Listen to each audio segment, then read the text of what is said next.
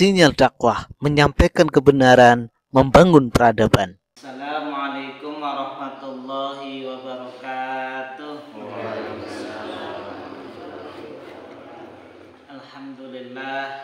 Alhamdulillahilladzi arsala rasulahu bil huda wa dinil haqq liyudhhirahu 'ala dini kullih wa kafa billahi shahida. Asyhadu an la ilaha illallah wahdahu la syarika lah wa asyhadu anna Muhammadan 'abduhu wa rasuluh. Allahumma shalli ala sayyidina Muhammad wa ala ali sayyidina Muhammad.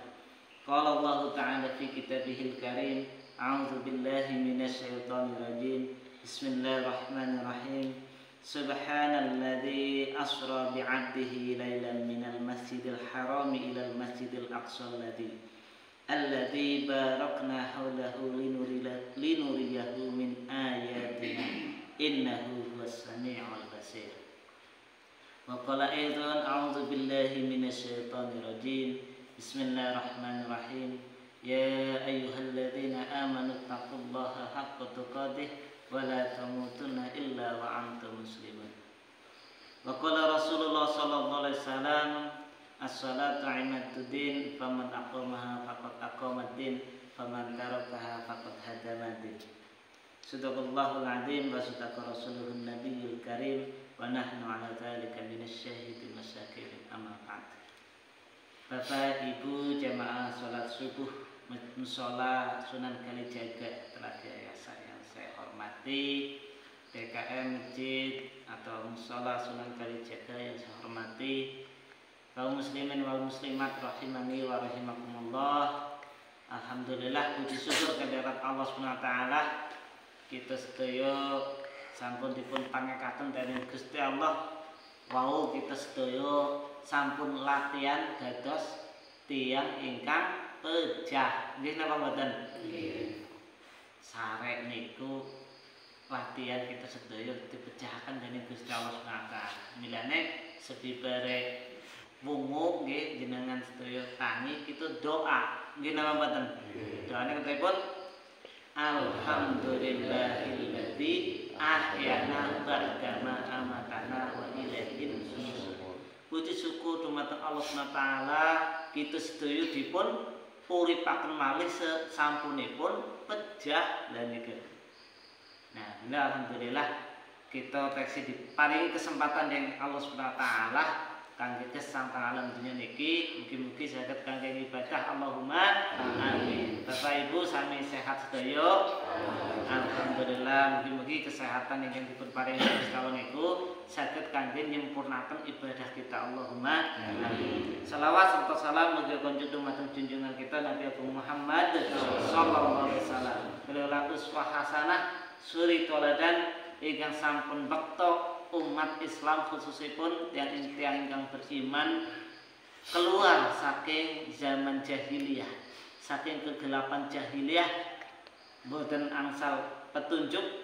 Alhamdulillah kanthi diutusipun baginda Nabi Agung Muhammad sallallahu alaihi wasallam menungsa niku saged keluar saking kegelapan jahiliyah nuju tatanan Islam yang terang benderang. Mugi-mugi kita sedaya teng akhir zaman menika teksi nyepengi ajaran Islam sehingga kita sedaya kapetung umatipun Kanjeng Nabi. Allahumma amin. Mugi-mugi saged istiqomah antos pupusing nyawa husnul khotimah. Allahumma amin. Bapak Ibu ingkang kawula hormati, kawula terasaken winginane teksi ingat Bu tentang salat nggih. Fadilah utawi keutamaan salat lan ancamanipun salat nggih napa mboten? Lan tiang-tiang kerugine sing ninggalaken salat. Nah, salat menika dados perintah ingkang utama sangat. Amargi Kanjeng Nabi niku dedawuhi perintah salat niku kewajiban salat niku Kanjeng Nabi diundang langsung dening Gusti Allah. Lamun kewajiban-kewajiban sanesipun niku Gusti Allah ngutus malaikat Jibril ken nyampekaken dumateng Kanjeng Nabi. Tapi perintah salat niku benten kali perintah-perintah sanesipun. Nek perintah salat niku malah Kanjeng Nabi sing diundang ngadep teng Gusti Allah. Nah, Gusti Allah dawuh kewajiban salat dan salat teng peristiwa Isra lan Mi'rajipun Kanjeng Nabi Agung Muhammad sallallahu alaihi wasallam. Nah, insyaallah ing dina menika kita badhe njlentrehaken masalah Isra lan Mi'raj Nabi Agung Muhammad sallallahu alaihi wasallam. Peristiwa Isra Mi'raj niki awit jaman Kanjeng Nabi niku pun dados wonten 3 golongan menungsa sing terima cerita Isra Mi'raj niku respone benten-benten. Dados wonten tiyang ingkang imane niku teksih tipis. Imane teksih tipis dereng kandel, imane dereng kiyat. Begitu nerima kisah atau Kanjeng Nabi dawuh tentang masalah Isra Mi'raj niku wonten tiyang ingkang hancur imanipun karena tadinya lemah, dengar cerita Isra Mi'raj malah tambah lemah imanipun, tambah melorot imanipun, akhirnya sangsaya boten beriman. Tapi wonten satunggaling tiyang ingkang angsal cerita Isra Mi'raj yang tadinya imannya lemah malah menjadi kuat. Niku kategori tiyang ingkang lemah imanipun. Lah kangge tiyang ingkang boten beriman, cerita Isra Mi'raj niku ndadekaken sangsaya tambah luwih-luwih, menjadi-jadi, semakin boten pri kemanusiaan gene mengfitnah Nabi Muhammad.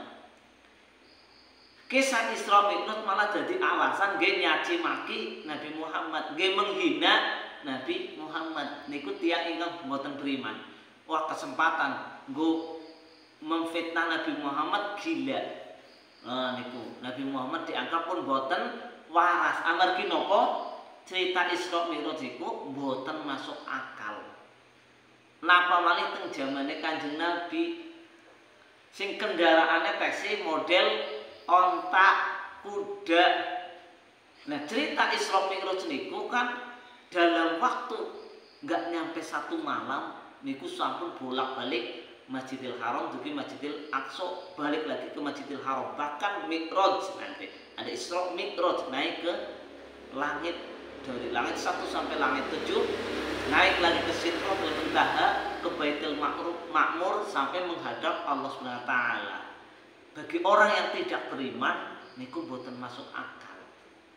Mila tiang-tiang ingkang boten wonten iman teng jamane Kanjeng Nabi pun nolak cerita Isra Mi'raj, bahkan menjadikan kisah Isra Mi'raj ini jadi cacian, jadi bahan caci makian kepada Nabi Muhammad. Nabi Muhammad difitnah waras, tambah gila lah niku. Nah, bagi orang yang beriman justru insya Allah cerita Isra Mi'raj, apa yang dialami oleh Nabi Muhammad SAW di Isra dan Mi'raj itu semakin memperkuat imannya. Mugi-mugi kita kapetung golongan ingkang kaping 3 nggih menika wau tiyang ingkang wonten imanipun, sehingga mungkin dijlentrehaken masalah Isra Mi'raj niku kita tambah iman, tambah semangat, karena nanti ada hal-hal yang sangat agung, yang sangat besar terkandung di dalam kisah Isra Mi'raj. Bahkan Isra dan Mi'raj Nabi Agung Muhammad SAW niki Allah ingkang critakaken nggih teng surat Al-Isra. Surat mawon pun sampun surat Al-Isra ayat pertama mulu sing bekto Al-Qur'an dibuka. Surat Al-Isra surat 17. Surat ke-17 ayatnya ingkang kaping 9. Niki Gusti Allah sing nceritaken peristiwa Isra Mi'raj. Nek Gusti Allah sampun dawuh berarti nyata nama mboten? Pasti nyata nggih.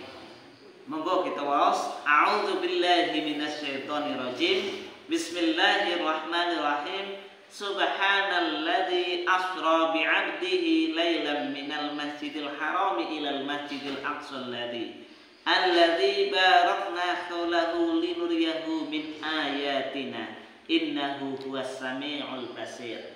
Surat Al-Isra ayat pertama ingkang artosipun teng basa Indonesia, Maha Suci Allah yang telah memperjalankan hambanya yaitu Nabi Muhammad pada malam hari dari Masjidil Haram ke Masjidil Aqsa yang telah kami berkahi sekelilingnya agar kami perlihatkan kepadanya sebagian tanda-tanda kebesaran kami.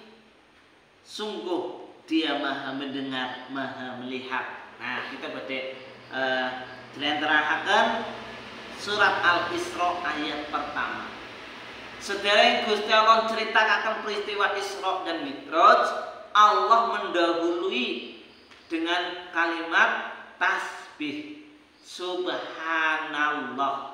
Nah, cuma kalimat Allahnya tidak disertakan, cukup subhana, maha suci. Kalau sudah berbicara maha suci, tidak ada yang maha suci kecuali Allah. Jadi walaupun tidak memakai kalimat Allah, di sini diterjemahkan subhana, itu maha suci Allah. Ya, ini kalimat tasbih, kalimat thayyibah. Allah Subhanahu wa taala sedereng yang ceritakan masalah Isra dan Mi'raj, Gusti Allah sampun mestekaken bahwa Allah yang maha suci, suci dari kesalahan, suci dari kebohongan, suci dari segala kekurangan. Kinten-kinten nek pun matur kados niku bener napa mboten sing badhe disampaikan. Niki jaminan bahwa kisah Isra Mi'raj niku dijamin betul, dijamin benar. Karena Allah yang menceritakan dan Allah menggunakan kalimat atau bersumpah dengan kesuciannya. Kan seniku nggih. Subhana, maha suci. Allah menyertakan sifat kesuciannya, yaitu maha suci Allah. Alladzi asra. Nah, di situ kalimatnya asra. Ya. Kalau saro artinya berjalan. Niki asro, ya. Artinya Allah yang memperjalankan. Asro yang memperjalankan. Dados Kanjeng Nabi niki berjalan kiamat napa diperjalankan. Bentene napa, Pak? Jalan-jalan kiamat kali diperjalankan. Bentene napa? Kalau Kanjeng Nabi Muhammad SAW berjalan sendiri atau berjalan karena kemauannya sendiri, maka Nabi Muhammad yang menyediakan seluruh fasilitas yang ada. Kendaraannya Nabi Muhammad yang menyediakan. Kalau kita mau jalan-jalan pribadi, ya kita semuanya, biayanya kita, kendaraannya kita. Mungkin mau nginep di hotel, ya kita yang biayain. Semua fasilitas dari Nabi Muhammad kalau Nabi Muhammad berjalan dengan kehendaknya. Tapi di sini asro Nabi Muhammad niku diperjalankan. Berarti sing gada hajat sinten? Nabi Muhammad apa Gusti Allah? Gusti Allah. Lah nek Gusti Allah sing gada hajat, kalau Allah SWT yang akan memperjalankan Nabi Muhammad, maka seluruh kebutuhan di dalam perjalanannya sinten sing nyediakan? Gusti Allah. Makanya kendaraannya buruk sinten sing nyediakan? Gusti Allah. Sanes ontane Nabi Muhammad sing jalan-jalan sanes. Tapi al-buruk dari Allah SWT. Kemudian temen perjalanannya sing batiri Kanjeng Nabi sinten? Malaikat Jibril. Sing nyediakan sinten? Gusti Allah. Lah mungkin singgah dalam perjalanan, tempat-tempat persinggahan itu sampun ditentukan teng Gusti Allah. Bahkan hidangan-hidangan, minuman dan makanan dalam perjalanan sinten sing nyediakaken? Gusti Allah. Niki bukti bahwa bukan karena Nabi Muhammad ingin jalan-jalan, bukan karena kehendaknya berjalan sendiri, tapi Allah Subhanahu wa taala ingkang gadai hajat memanggil Nabi Muhammad ke hadapannya. Jadi Nabi Muhammad diperjalankan oleh Allah Subhanahu wa taala. Nah, kalau Allah yang memperjalankan, yang maha kuasa, yang maha suci, maka seluruhnya tanggung jawab Allah Subhanahu wa taala. Asra, Allah yang memperjalankan. Asra bi'abdihi, yang memperjalankan hambanya, bi'abdihi. Nabi Muhammad di situ disebut hamba. Ya, disebut hamba, predikat. Ya. Allah SWT menyebut Nabi Muhammad bukan Muhammad bin Abdillah, tapi abdi. Abdinya Allah SWT.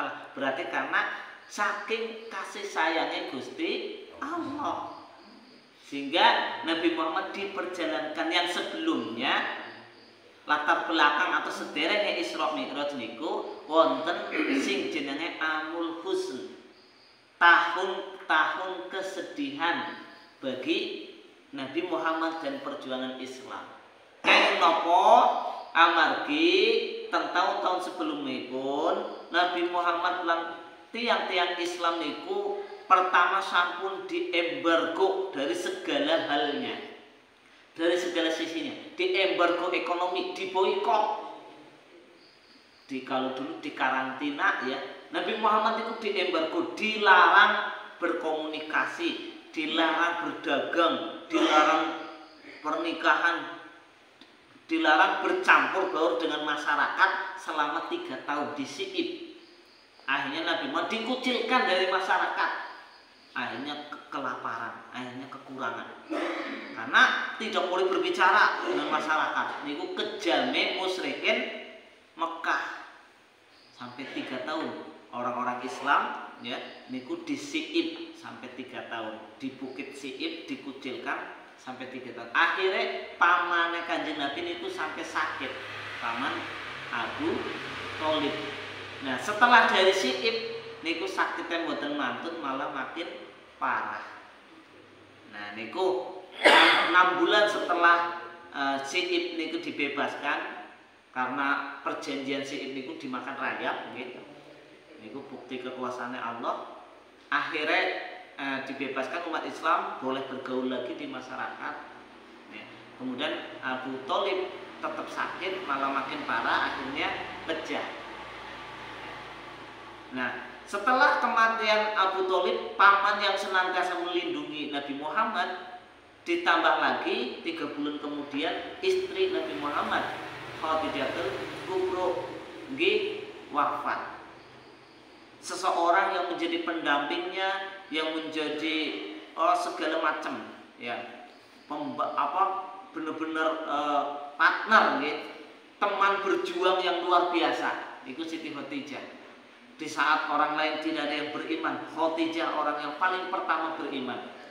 Di saat orang lain tidak ada yang membantu Nabi Muhammad, Khadijah orang yang membantu Nabi Muhammad sampai hartanya habis untuk membantu berdakwah Nabi Muhammad. Nah, niku bertubi-tubi kesedihannya. Nah, setelah kematian Abu Thalib, kematian Siti Khadijah, niku tiang-tiang musyrik niku langkung kejam malih menghina, mencaci maki, menghinakan Nabi Muhammad. Wonten satunggaling kisah Nabi Muhammad salat nggih, niku punggungnya dilumuri kotoran onta. Sampai Fatimah menangis membersihkan kotoran onta dari punggung Nabi Muhammad. Nabi Muhammad tetap sujud. Wonten satunggaling wekdal Abu Jahal kali rencang-rencangnya niku saling carane totoan lah. Sajel nunggu Nabi Muhammad sujud ketika sedang sholat, niku peteng-tengan Abu Jahal, kemudian Umayyah, orang-orang yang membenci Nabi Muhammad niku jajal sapa sing wani nginjek kepalane Nabi Muhammad nek lagi sujud. Carane kedendasan ya cara mereka jajal sapa sing wani jajal di antara kalian siapa yang berani menginjak kepala Nabi Muhammad ketika sedang sujud. Abu Jahal paling terdepan. Coba lihat kata Abu Jahal, saya akan menginjak Muhammad kalau lagi sujud. Nah, niku saking kejamnya orang-orang musyrik menghinakan Nabi Muhammad. Ternyata ketika Nabi Muhammad sujud, niku Abu Jahal mereki, ketika mau menginjak kepala Nabi Muhammad, malah dia lari terbirit-birit, diketawain sama teman-temannya.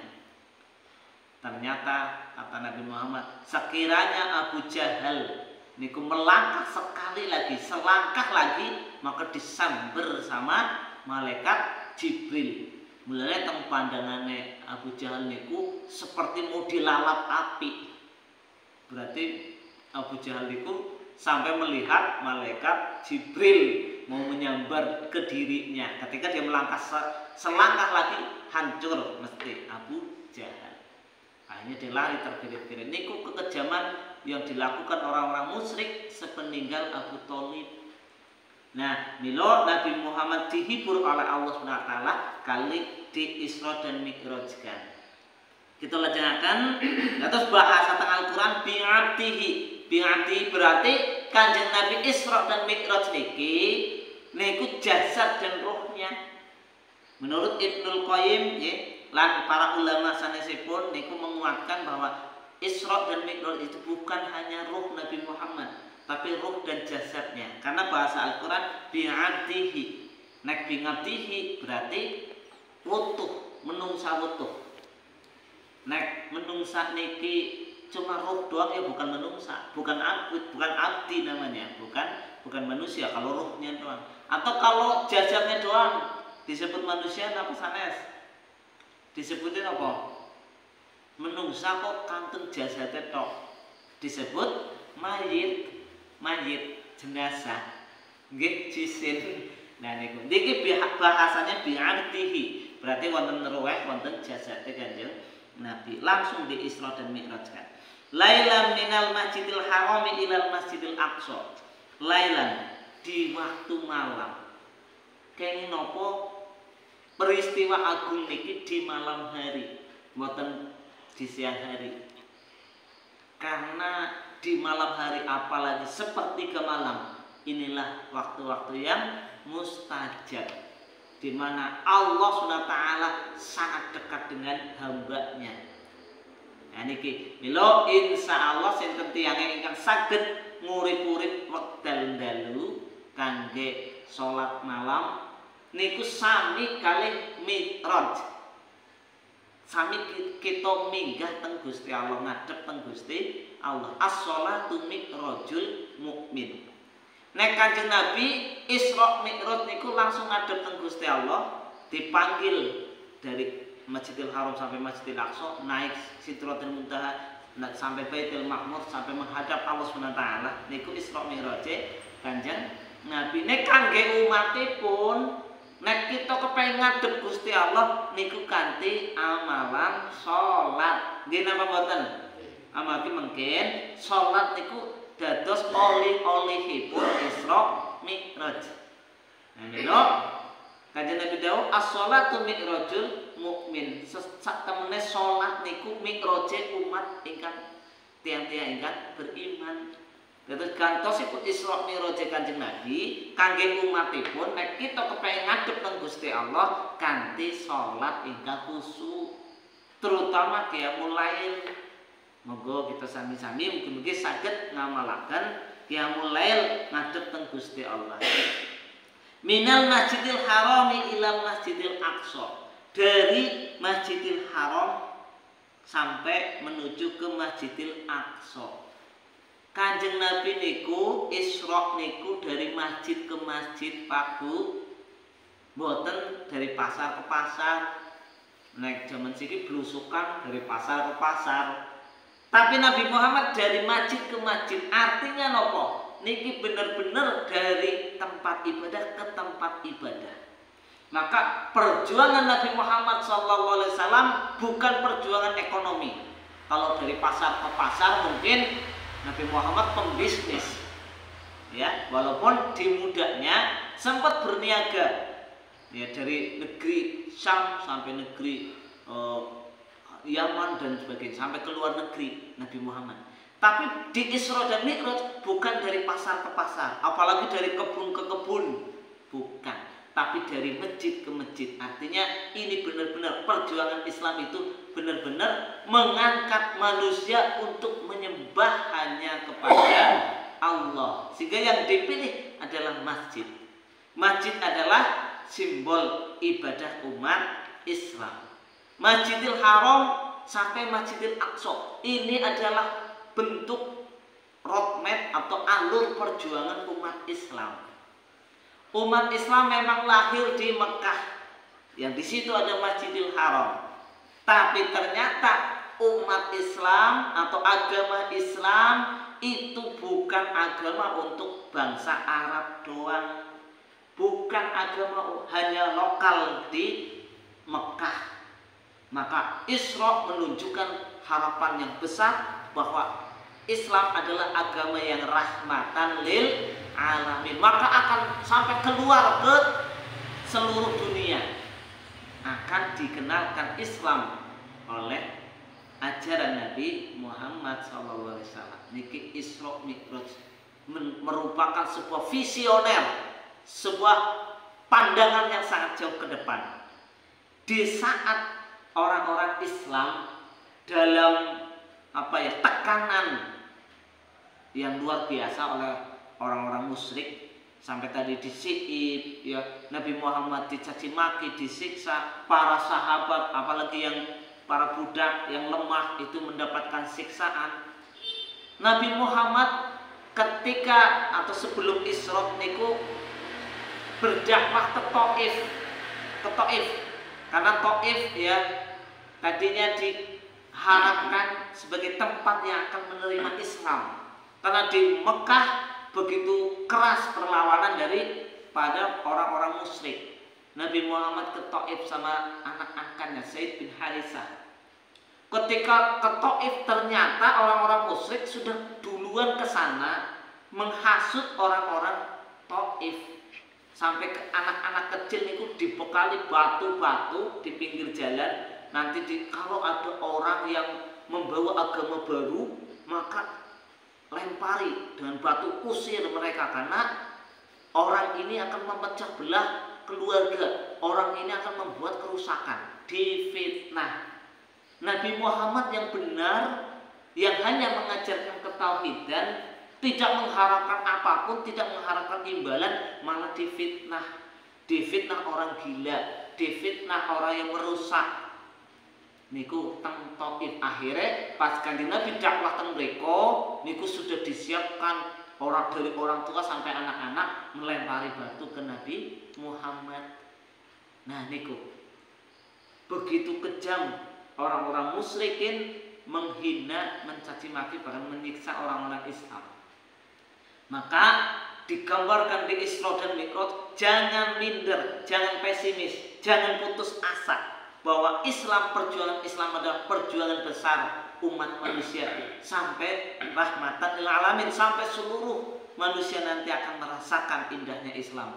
Maka digambarkan sampai ke Masjidil Aqsa Palestina, ya, yang awalnya belum terjamah oleh dakwah Islam. Ini gambaran perjuangannya sangat besar. Masjidil Haram Mekah, ya. Di situ ada Ka'bah yang dianggap sebagai tempat suci pertama, ya, tempat suci Ka'bah. Bagaimana Allah menjaga Ka'bah ketika mau diserang sama Raja Abraha, ya, maka Raja Abraha ketika itu memanggil Abdul Muthalib, kakeknya Nabi Muhammad.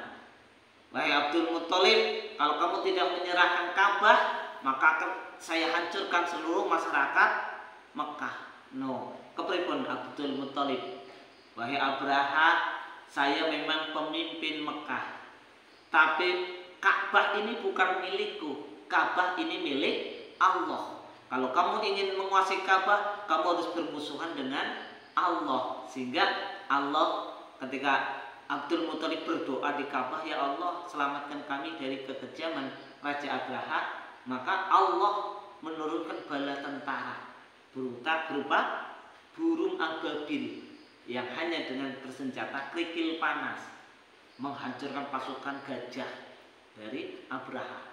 Ini ketika tempat suci umat Islam akan dirusak oleh orang-orang yang angkara murka, maka Allah menyelamatkan.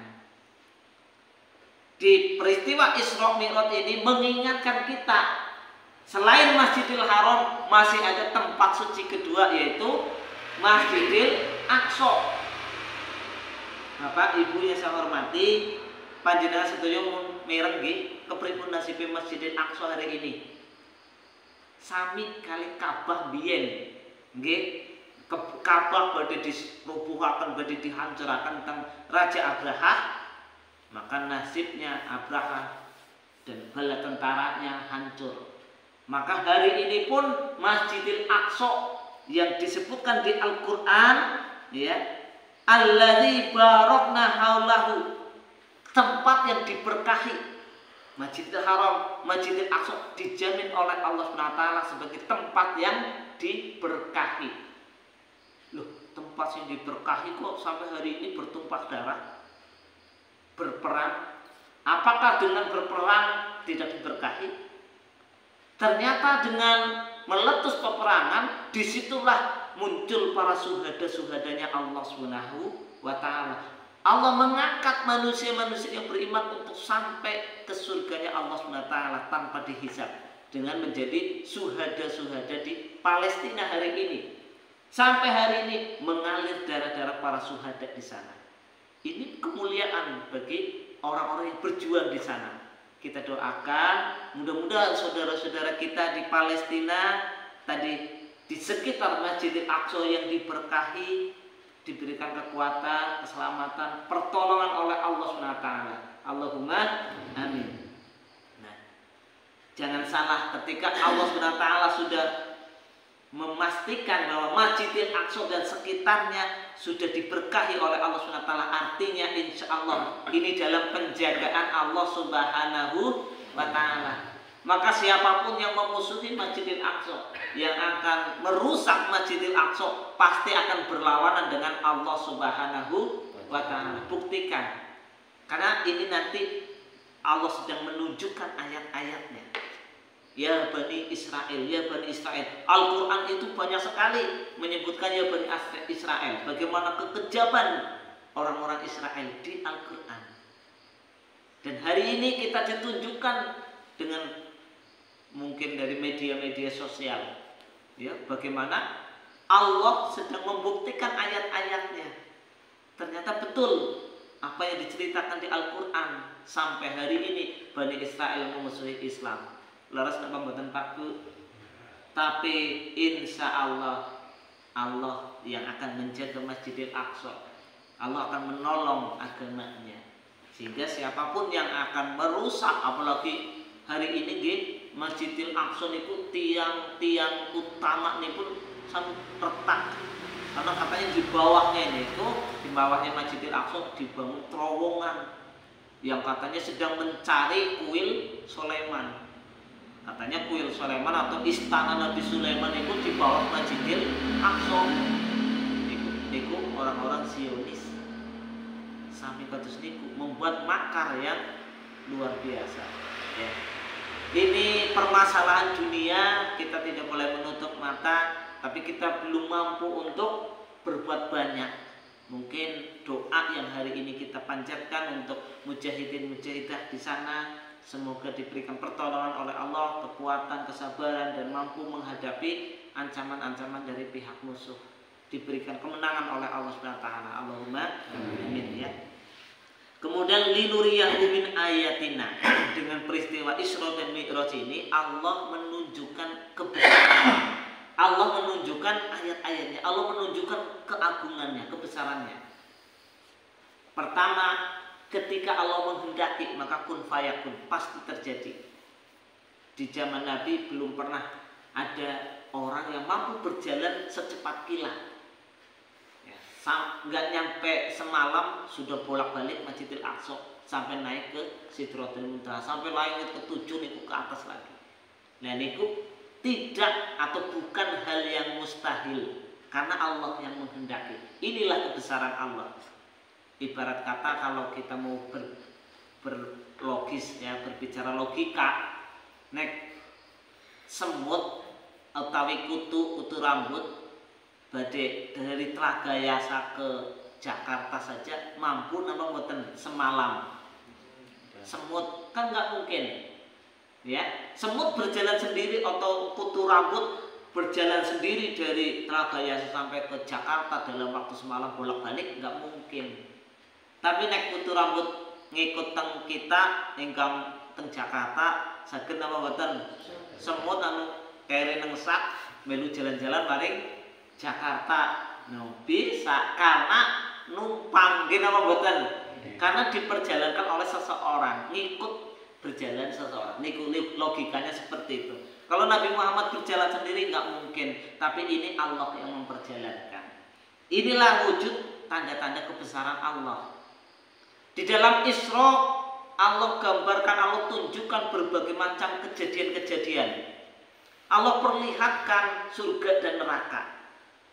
Jadi ternyata Nabi Muhammad yang memerintahkan manusia untuk beribadah agar masuk surga itu bukan kata orang, bukan jere-jere, bahasa kene nggih, adol jere kepriye? Ndean.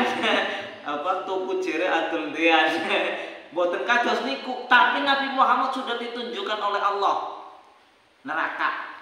Nabi Muhammad sampai ketemu malaikat Malik, bukan Mas Malik ya, wonten Mas Malik mriki. Malaikat Malik niku malaikat ingkang brengas, mboten nate senyum, niku penjaga neraka. Nabi Muhammad ditunjukkan ada orang yang kepalanya dipukul sama batu oleh sendiri, sampai hancur kepalanya, nyatu lagi kepalanya, dipukul lagi, hancur lagi, nyatu kembali lagi, dipukul lagi, terus menerus. Kanjeng Nabi dawuh teng malaikat Jibril, Jibril, kenapa ini orang kok kepalanya sendiri dikeprukin batu? Kenapa? Karena orang ini kepalanya nggak pernah bersujud kepada Allah Subhanahu wa Ta'ala. Niku tiang-tiang ingkang mboten purun salat. Niku ancamannya kados niku, dikepruki kepalanya, nyatu malih kepalanya, kepruk malih. Nah niku mboten nate elat kados niku.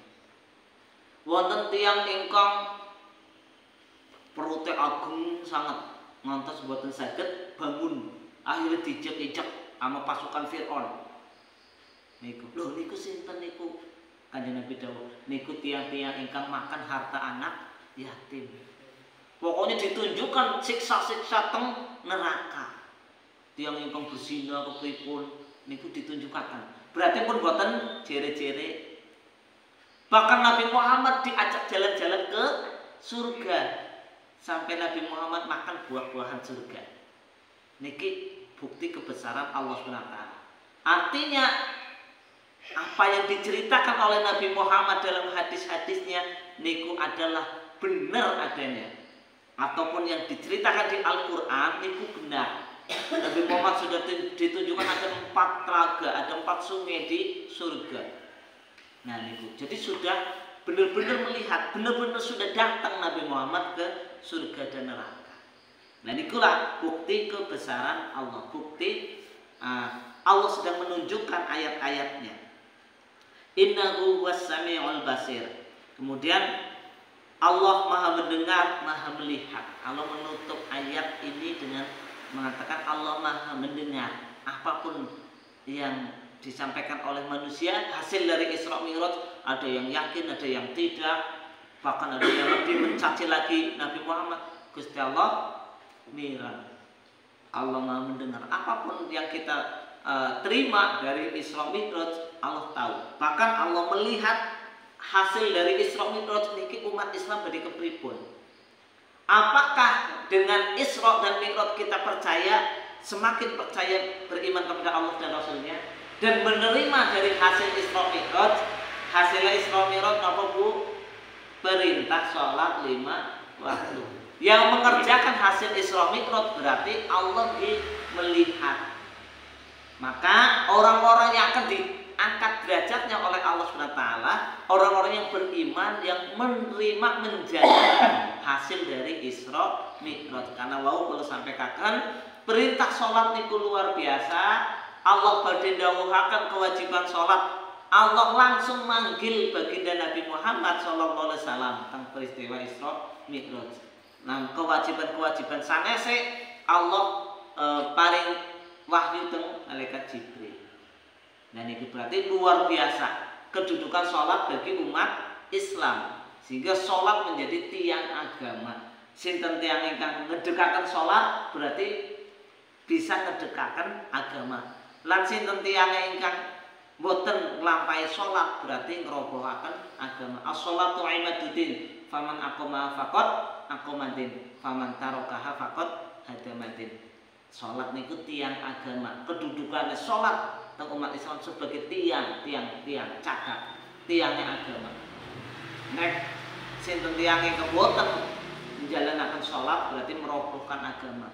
Nanti sinten tiang ingkang menjalankan sholat berarti menegakkan agama. Terus niku. Mungkin-mungkin kita sedaya saged percaya kepada kisah Isra Mi'raj dan saged melakukan menerima hasil dari Isra Mi'raj dan menjalankan kewajiban sholat. Allahumma amin. Maka tan ingkang saged kula sampaikan mbok badhe wonten sing tetangletaken monggo cekap Bu cekap. Alhamdulillah mugi-mugi saged kangge pepenget kita sedaya amargi ing wulan Rajab niki kita dipun sunahaken kan ngata-ngataken amal ibadah. Bulan Rajab niki bulan kangge nanem amal-amal kesaenan. Mungkin Sakban ken kerumat kesaenan, insyaallah mungkin Ramadan saged panen kesaenan. Allahumma amin. Mugi-mugi Allah Subhanahu wa taala manjangaken umur kita sedaya ngantos menikmati sasi Ramadan. Allahumma amin. Makaten saking kawula kata kekirangan nyuwun pangapunten. Ihdinas siratal mustaqim wabillahi taufik wal hidayah wa ridho wal inayah. Wassalamualaikum warahmatullahi wabarakatuh.